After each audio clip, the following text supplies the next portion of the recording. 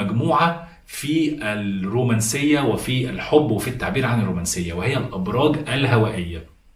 ودول اللي هم الجوزاء وكمان برج الدلو وبرج الميزان. الجماعة دول هم بيجوا في مرتبة تانية بعد الأبراج المائية في العاطفية وفي الرومانسية.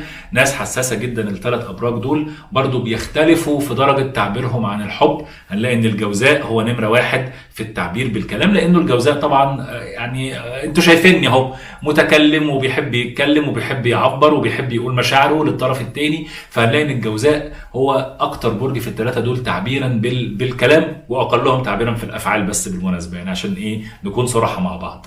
أما برج الميزان هو ميزان، فبيوازن كل حاجة، فهتلاقي ان هو زي ما بيعبر بالكلام بيعبر بالافعال وبيوازن كل حاجة. مش هتلاقيه ان هو فياض قوي في التعبير عن مشاعره، ولكن لما بيحب يعبر عن مشاعره بالكلام بيكون شاطر جدا